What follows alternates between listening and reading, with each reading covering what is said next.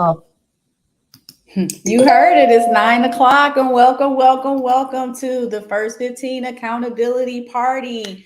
My name is Melinda B. Powers. I am founder and manager of Intentional Professionals LLC, and I am here to encourage you to get through your week. So, we only stay here for 15 minutes. I just want to come in, let you celebrate some wins from last week. I'm going to talk to you a little bit about what's on my mind this week, and then we're going to talk about your goals for the week, because accountability is nothing if we're not moving. We can't stay stagnant, and we have to appreciate what's already happened, but then we have to work towards something new. So I always tend to start, so here I am. Wins. um, One win, I'm just going to report one today, but last week, on, I believe it was Monday, look, after the party last Monday, I finally received, or Intentional Professionals finally received, its state certification as a woman-owned and minority-owned business. So very excited about that. It was a process that ended up taking longer than it should have, because it was initiated back in the early spring.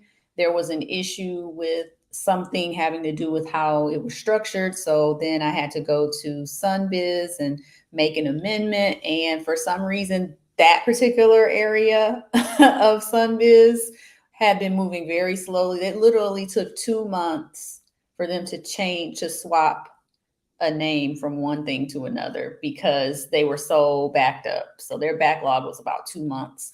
So I had to wait 2 months just for that little change so that I could resubmit my documentation. But we got the certification for woman owned and minority owned business. So yay. Next, moving on to some other certifications to get in position to do some government contracting. So that's exciting. Who we have here? I'm assuming this is Errol. That's what I thought. Hey, good morning. How are you? What are your wins? We're on the wins last week. Give me one. And I was just talking about the certification that we got last Monday, later, like a couple hours after the call. So while you're doing that, and it looks like we have someone else who else is watching. Share your win. Um, then I'll just get on into what I want to talk about, and I'll jump back in when you can post that. So this week, I want to kind of prime you guys, because there's going to be some changes with how everything is running, but it's all revolving around this week's blog post topic. And it's something that's really important that I don't think gets discussed nearly enough. It's very pivotal to how businesses operate and how they survive, but it's not about money. Everyone focuses on capital and making more money and revenue and all of that. But if these particular things aren't in place that I'm going to talk about, then you're going to have a hard time, even if you have the funds, especially when you're talking about scaling. Hey, Ivo, what's your win? Your win for last week was successfully developing some AI text to video projects. You're trying to get addicted to creating things you don't actually need right now. Well, good for you. Is that the skating? I saw the skating video. Was that one of them? That was really interesting. All of this new AI video stuff is really interesting. I'm going to get more into it myself so I can learn more. Arrow, we're still waiting on your win, sir. Um, but I was just priming you guys for the topic, which, okay, there you go.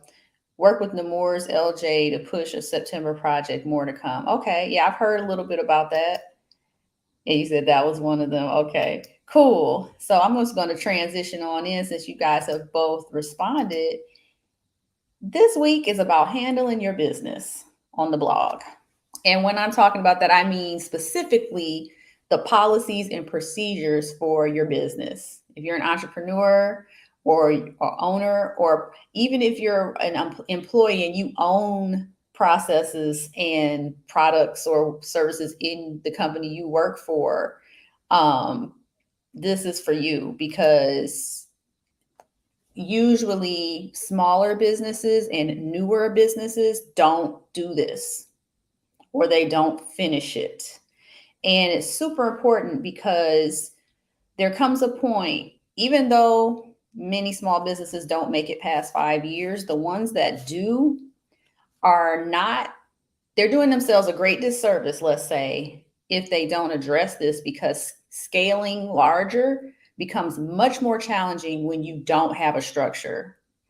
So let me be clear, policies, the do's and don'ts and all of that.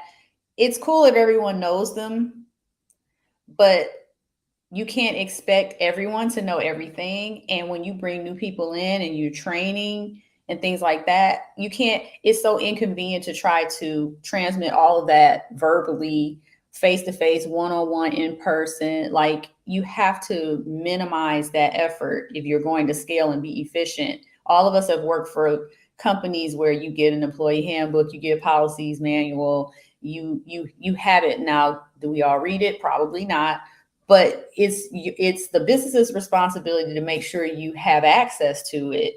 And that's just something that gets neglected with small businesses, and procedures as well.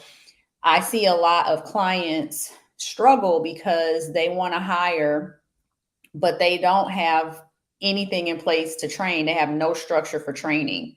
They just kind of show people what to do or tell them what to do. And then when they don't do it the way they are supposed to, it's a problem, but they don't make it easy for the trainee, whether they're an intern or an employee. They don't make it easy and simple for them. Ideally, your business, well, this is just facts. So when you are evaluating a company, a huge part of that is the processes and procedures. That's what the business is, right? And then there's also who the business serves. Your book of business is also valuable. Those are two of the most important things that determine the value of your company. And neglecting that is going to be hard for you to sell it. You're going to lose a lot of leverage. You're probably not going to get what you think is really worth because you haven't made that part valuable. And so I just want to reiterate that it gets neglected a lot. And because I've seen this, I've been consulting businesses for years and nonprofits as well. You guys are not exempt. I have consulted, at least in my role at the SBDC for 3 years, over 500 clients there. So, and then tack onto that, however many more outside of that from when I was practicing as an attorney, I consulted then too. And this is a problem for a majority of most of those organizations will fall into this category. And some of them are really great organizations. That's the funny part. You don't know it from the outside. You can't see it from the outside. And it can really be tough because ideally anybody should be able to come into your organization and be able to run it based off of your policies and procedures that you have memorialized or documented somewhere. And I don't think they all have, I mean, having a manual makes sense, but even for this time, to your point, Ivo, making it digitized, making it more interactive and user-friendly and accessible from everywhere, that's important too. So if I had a question about something, I could go, look it up electronically instead of trying to go find the manual that I probably threw in the closet somewhere. So it's just worth thinking about, and it's something that I'm really passionate about. More businesses and nonprofits learning more about and getting tight. So this week the blog is about handling your business, because it is a huge part of your business, and if you're not handling it, you're leaving yourself wide open for liability and risk, potential legal risk. If you don't have well-established policies, that could be a problem for you down the road. You could get sued and you could lose if you don't have any established policies or procedures to that effect. It can protect people's physical safety, depending on what kind of work environment you're in.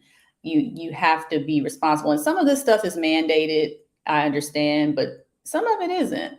And you may think, oh, I have a service-based business, so I don't really have to deal. Yes, you do. You deal with customers, you deal with their money. All of those items should have policies and procedures built around them. And they all do, whether you know it or not, they do anyway. The way you do your business can all be broken down into policies and procedures. So me being the business nerd I am, I'm just here to tell you, if you're worried about clients and revenue, that's one thing, but this is a whole other thing that you're basically just leaving yourself exposed and vulnerable if you're not addressing. And I'm putting the link up here because if you go to the latest post, there is a link at the bottom that you need to click to get on our email list, because we're going to be offering a special offer this week around this service. And I really want you to be able to take advantage of that. If you're hearing me and you feel, called out or like I stepped on your toes, you really need to be here to take advantage of this offer, but it's only going to be offered to those on the email list initially. They're going to get first dibs. So make sure you get on that list, go to the blog, go to that latest blog post that was released early this morning, and get on that list. All right, the me time. Here we are, everybody. The last 5 minutes, it comes so quickly. Me time for you that are new is our goal setting portion of the call. And this is your opportunity to set a goal for the week. It doesn't have to be the biggest thing in the world. It just has to be important to you and something that you really want to get done.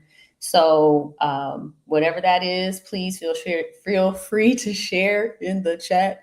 I see something. Let's see. All right, Errol. So am I.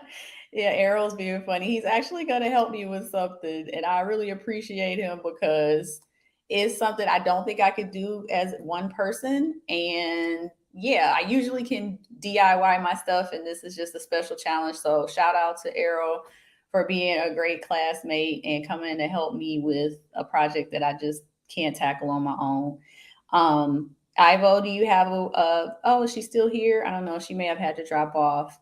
If she's still here, you got 4 minutes to join in. But so I have to say, that's not going to be mine. You kind of stole my thunder, Errol. So now I have to come up with another one. Oh, you are there. Okay, there you are. Your most important item this week is, again, to finish that pitch deck for the upcoming Inclusion AI Summit. Ooh, okay. All right, we'll be looking for that. If you need any eyes or other opinions, I'm here to look at that for you. What is my me time? Oh, making sure that offer comes out this week. It's a must, and I have to push myself to do new things. I've never made an offer via email before. This is my first time doing that, and I really want to try something new. I've heard that many people get success from that, and I've never been an email marketer. So this is my first time getting into it, and I know it's successful. I know that is how many marketers are successful through email. They're much more successful through email than even social media, believe it or not. It seems like the opposite just because of how things look from the outside, but it's not. And I know that is a pivot that I need to make for once and for all, because I've never done that in any of my businesses before. So doing new things, but I want new results. So, stretching, going out of my comfort zone, feeling a little nervous, but I know it'll be good. And there was just a little moment I had yesterday. I was going back through my old emails from the SBDC because I want to reach out to former clients that I haven't spoken to in probably at least a year or two now. And it was really nice to go back through those emails because I found testimonials I've forgotten that they sent me. So it was just nice to remember that I actually did help a lot of people and it had an impact. And it gave me the feels, gave me the warm fuzzies, but it reminded me that I am doing something important. So that inspired me. So I hope that inspires you. Maybe reflect on some things that maybe you haven't thought about in a while. You might find some goodies there to give you the motivation, the fuel to keep going. That's what it's all about. You only lose if you quit.